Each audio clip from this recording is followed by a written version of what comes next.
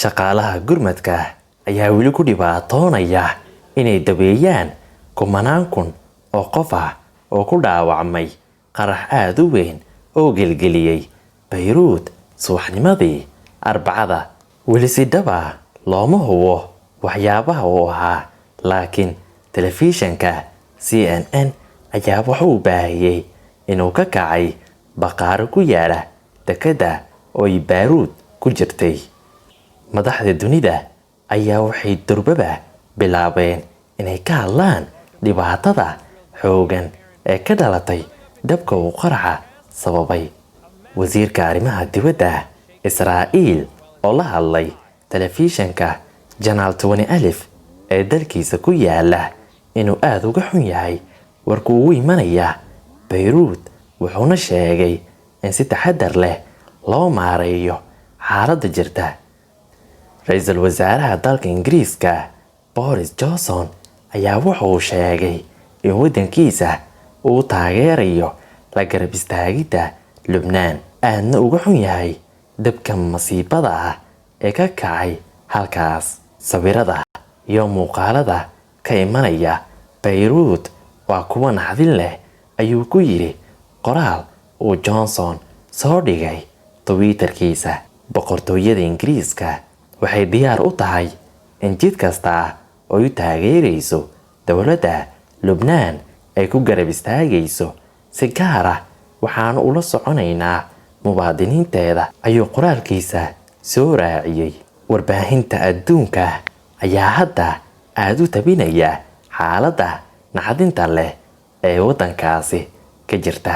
kiimikaalkan ayaa la sheegay in dalka Lubnaan laga keenay dhammaadkii sanadii 2013, horaantii 2014, waxaana waday markab laga leeyahay dalka Georgia.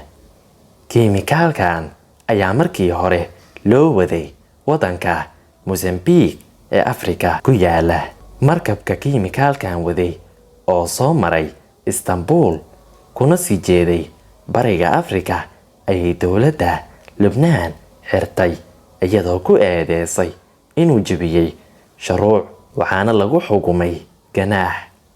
waxaa la sheegaa in naaqudayaashii markabkaasi ay baxsadeen sanado ka hor kadib markii la bixin waayey lacagihii lagu lahaa. tan iyo xilligaasi ayaa kiimikaalkan halista ah lagu hayay baqaarada keedka ah ee dekedda Beirut. waxaa socda gargaarka caalamiga ah ee lagu gurmanayo dadka waxyeelada ka soo gaartay qaraxii ka dhacay caasimadda dalka Lubnaan ee Beirut. dhanka kale, tirada dhimashada ilaa iyo hadda waxaa la xaqiijiyey inay gaarayso 135 qof, halka dhaawaca uu yahay in ka badan 5,000.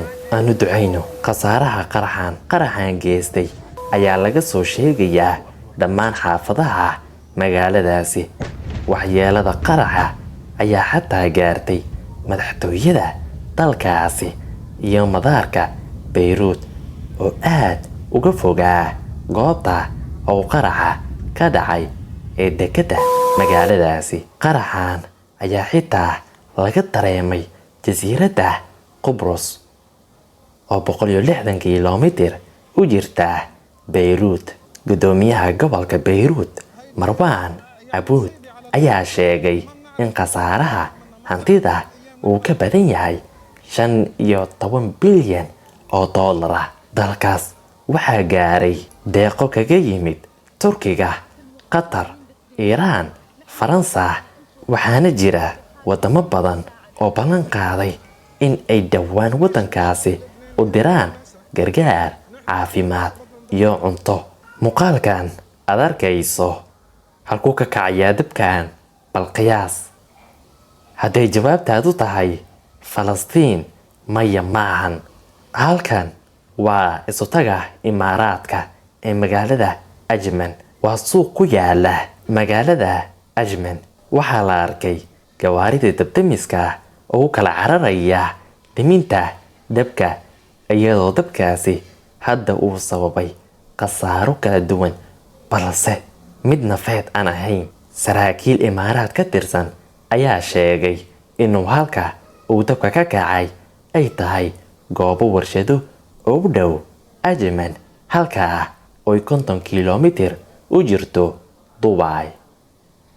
Lama oga waxa dhabta ah ee sababay dabkan xooga badan, walow ay socdaan baaritaano ku aadan sida uu ku bilaabay. Magacaygu waa Cabdullah. Okay, halkan waa kanaalka dunida. Haddii